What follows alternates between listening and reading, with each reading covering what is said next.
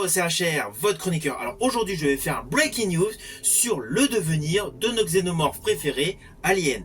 Sachez qu'en 2024, il va y avoir le film Alien Romulus et qu'en 2025, il y aura une série Alien produite par FX. Avant d'aller plus loin, n'oublie pas, pense à liker, pense à partager, pense à t'abonner, pense à la petite cloche pour les notifs. Breaking news. Alors je vous dis d'entrée de jeu, ce 7e opus de la saga Alien ne tient absolument pas compte du diptyque Alien vs Predator 1, Alien vs Predator 2. Il ne tient pas compte non plus d'Alien 3 réalisé par David Fincher, ni d'Alien 4 Résurrection réalisé par Jean-Pierre Jeunet. Ce 7e opus est produit par Ridley Scott qui avait réalisé Prometheus et Covenant, deux autres opus de la saga qui ne sont pas du tout pris en compte dans ce 7e opus. Chronologiquement, notre histoire se déroule bien entre le 1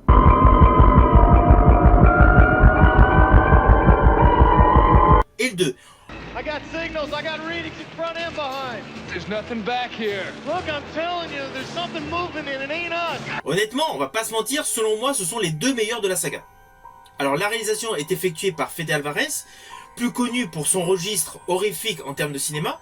Il avait réalisé en 2013 un remake d'Evil Dead, un huis clos claustro que j'ai particulièrement aimé en 2016 dans Bliss, et en 2018, un opus de la saga Millennium qui ne m'a pas forcément attiré. Donc là, dans ce film science-fiction horrifique, on rejoint le côté claustro qu'on peut avoir dans Don't Bliss et le côté gore que nous avions dans Evil Dead. Ce qui est, selon moi, un bon atout pour ce type de film. Alors le pitch de Alien Romulus, le 7e opus de la saga, n'est pas totalement dévoilé. On a uniquement un petit synopsis qui a été donné. Il s'agit d'une bande de jeunes qui se retrouvent confrontés aux xénomorphes dans un monde lointain. Alors oui, on peut supputer de nombreuses possibilités. Moi, je serais plutôt de ceux qui pourraient penser que l'action se déroulerait là où il y a eu une colonie installée et que des xénomorphes ont décidé de faire leur intrusion. Mais cette idée n'engage que moi. À l'heure actuelle, tout ce que nous savons, c'est que le film est essentiellement porté par un casting jeune, de manière à renouveler le genre et surtout l'ambiance de la saga. Ce qui est plutôt bon, c'est que l'action se situant entre le 1 et le 2, les xénomorphes ne sont pas totalement connus des scientifiques.